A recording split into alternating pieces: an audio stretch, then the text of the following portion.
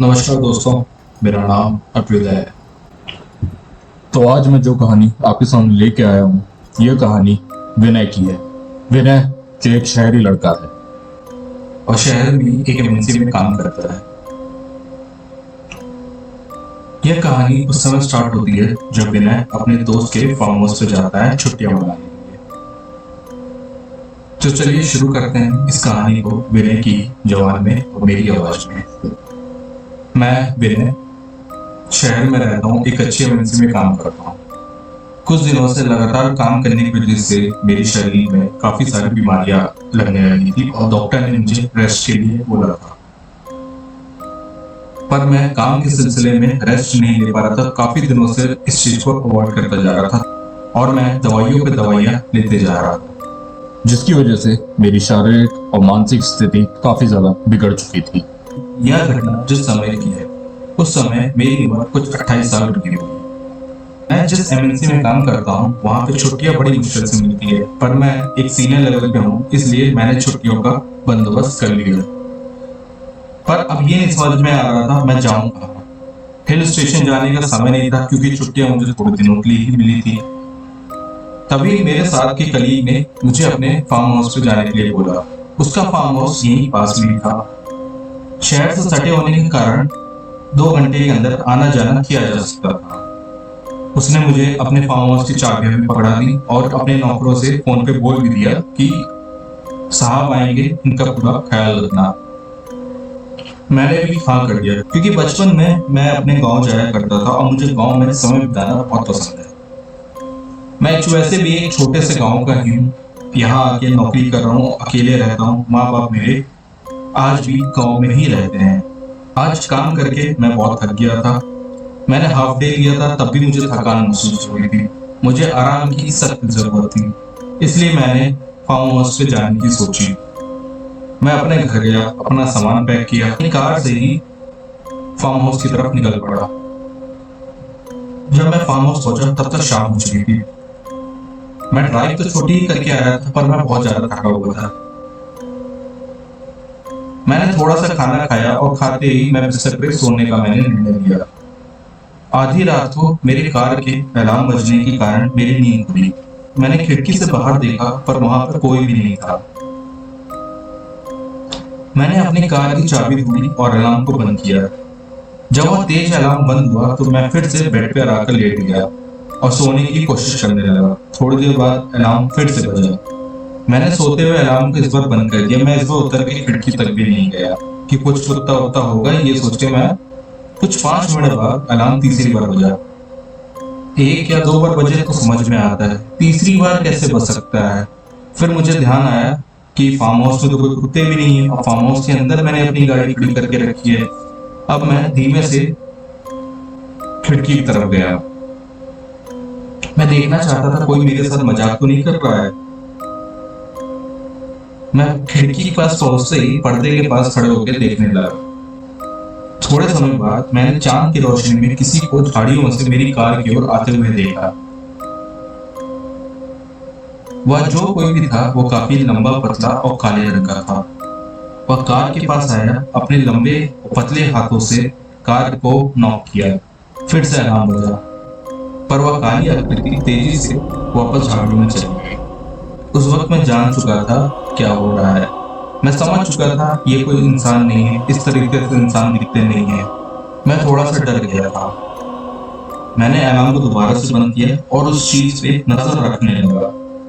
वह चीज झाड़ियों से बाहर आई और धीरे धीरे घर के गेट के पास पड़ने लगी। मेरे दिमाग में कई तरह के बुरे विचार आ रहे थे कि ये चीज क्या है, तो मुझसे क्या चाहता है। मेरा पूरा शरीर थोड़ी देर के लिए ठंडा पड़ चुका था। एकदम से कपकपी छूट रही थी। मेरा गला भी सूख गया था और मेरा दिल जोरों से धड़क रहा था, मानो निकल के बाहर आ जाएगा। मैं बहुत ज्यादा भयभीत था। मैंने किसी तरह खुद पर काबू पाया। मैं उतनी तेजी से नीचे की तरफ गया। मैं बस लाइट ऑन करने वाला ही था। वह जो कुछ भी था खिड़की के पास आके खड़ा था। वह खिड़की से अंदर की ओर देखने की कोशिश कर रहा था। अच्छा हुआ लाइट बंद थी। मैंने उसे देख लिया पर वो मुझे नहीं देख पाया। मैं सोफे के पास पीछे आके छुप गया और वहीं से उसकी हरकतों को देख रहा था।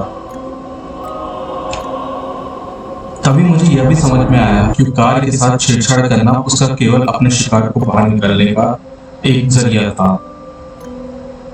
मैं उसके डरावने चेहरे को लगातार देख रहा था।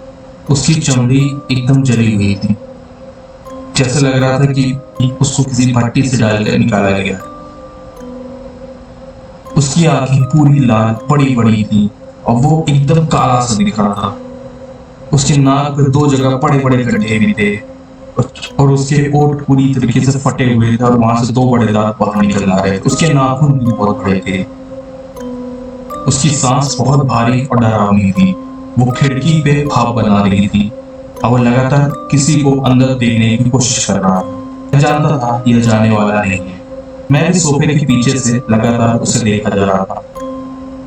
खिड़की के पास थोड़ी देर तक खड़े रहने के बाद वो फ्रंट डोर को दोबारा से खोलने की कोशिश करता है, पर दरवाजे में 3-4 लॉक थे, जिसकी वजह से वो अंदर नहीं आ पा रहा था। मुझे लगता है इस तरीके से वो एकदम से फ्रस्ट्रेट हो गया था। उसने एक बहुत तेज आवाज निकाली, भयंकर थी, जैसे कोई गुर्रा रहा था। उसकी आवाज सुन के ही मेरी हालत और खराब हो गई थी। मैंने अपने मुंह को दबा रखा था। मैं जानता था कि यदि इसने मुझे देख लिया तो यह कुछ भी करके अंदर आ जाएगा और मेरे साथ क्या होगा ये तो मैं खुद भी नहीं जानता था। मैंने अपने आप को सोफे के पीछे छिपा रखा, सोफे की परछाइयों में छिपना चाहता था, बिल्कुल भी आवाज भी नहीं करना चाहता था। मेरे डर के मारे आंसू बह रहे थे। मैं यहाँ इतना डर चुका था, इतना शांत माहौल था कि मैं अपनी नसें तक सुन पा रहा था। मुझे ऐसा लग रहा था कि किसी भी पल अंदर आया और मैं किसी भी पल मरा। मुझे नहीं पता मैं कितनी देर तक वहां पे छिप के रह पाऊंगा। कुछ देर बाद मैं देखा कि वो दरवाजे से जा चुका है। मैं भी हिम्मत करके सोफे के पीछे से उठा और हिम्मत करके सीढ़ी से ऊपर जाने लगा। मैं दोबारा पर्दे के पीछे से बाहर देखा तो वह जानवर जा चुका था। दरवाजा अपनी जगह पर बिल्कुल सही था। 5 में से 2 लॉक थोड़े से टेढ़े हो गए थे, पर 3 लॉक अभी भी सही तरीके से थे।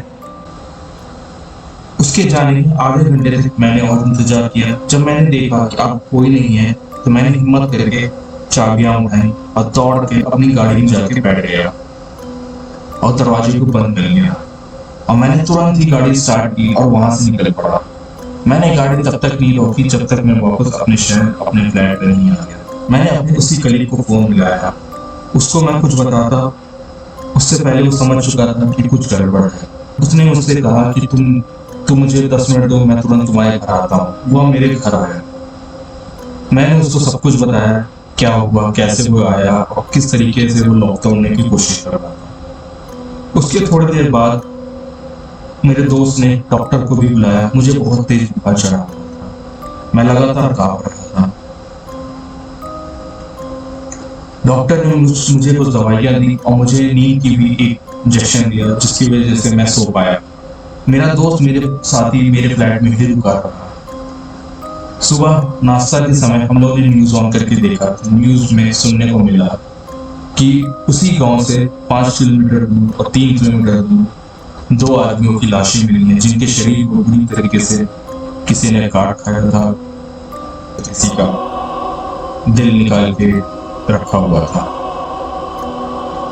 शरीर को इतनी बुरी तरीके से फाड़ा गया था कि उसे एक साथ चिपका के जोड़ा भी नहीं जा सकता था।